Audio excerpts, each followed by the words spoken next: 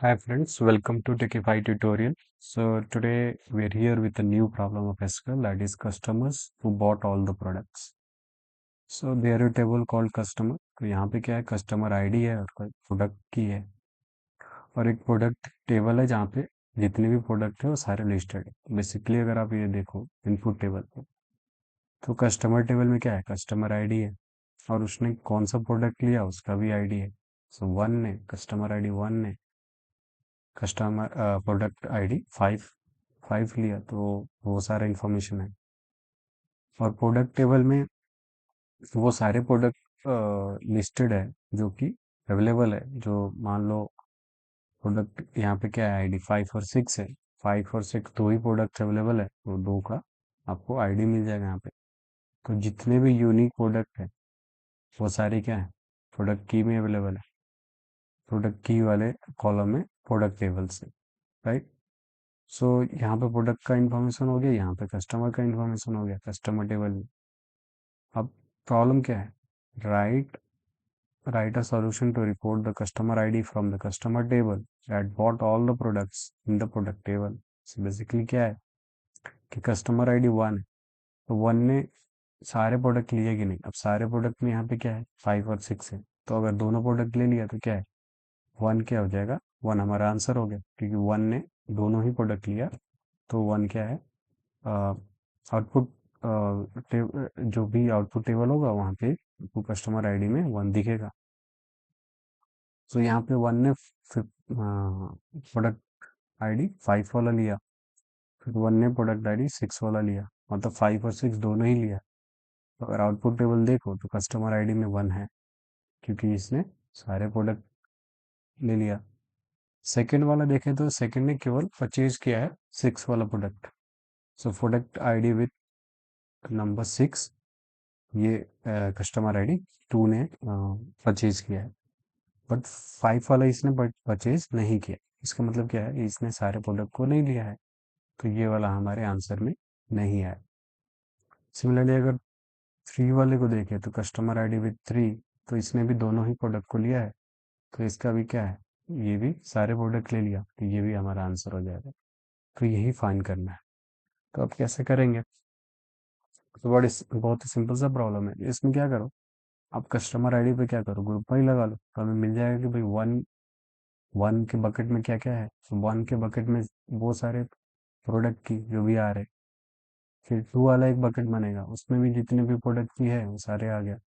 अब आप काउंट कर लो कि भाई वन वाले में कितने बार आया, फिर फिर टू वाले में कितनी बार आया, और फिर आप मैच कर लो कि भाई वन में जितने बार भी आया प्रोडक्ट की जितना काउंट था, क्या वो काउंट प्रोडक्ट वाले टेबल में जो जितनी भी प्रोडक्ट की है उसके काउंट की इक्वल है कि नहीं।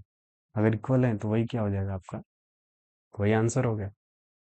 तो बेसिकली करना क्या है, तो customer I select customer ID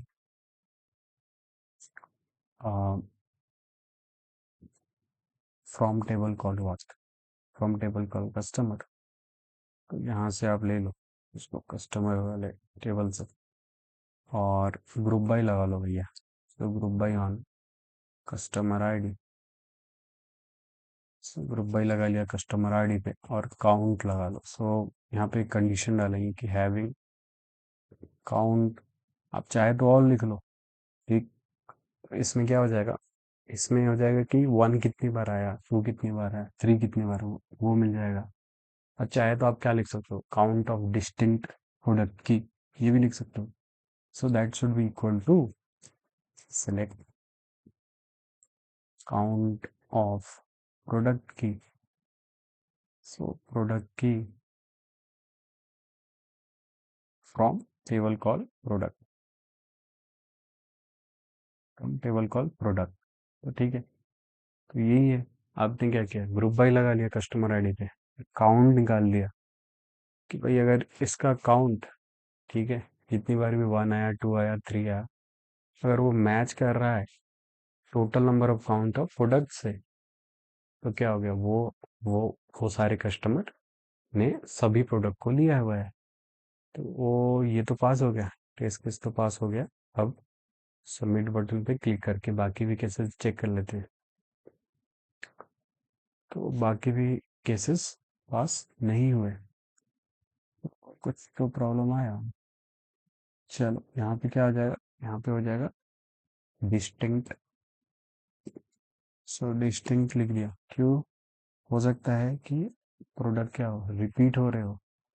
ठीक है, हो सकता है प्रोडक्ट रिपीट हो रहे हैं, इसलिए आपको डिस्टिंक्ट लिखना होगा।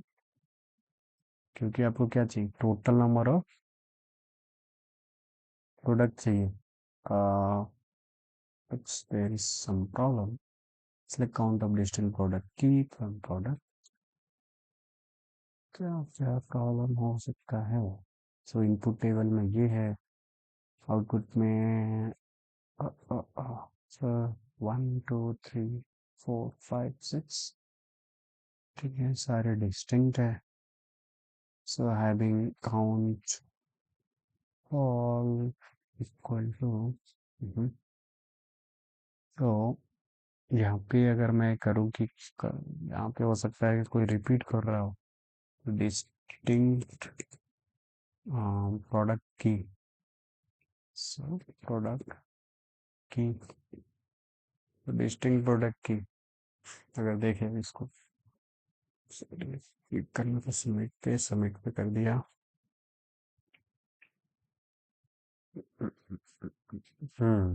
तो ये प्रॉब्लम हो सकता है कि भाई आपका क्या हो, आपका जो काउंट ऑफ ऑल कर रहे हैं तो उसमें क्या हो, 2 बार एक ही चीज रिपीटेड हो।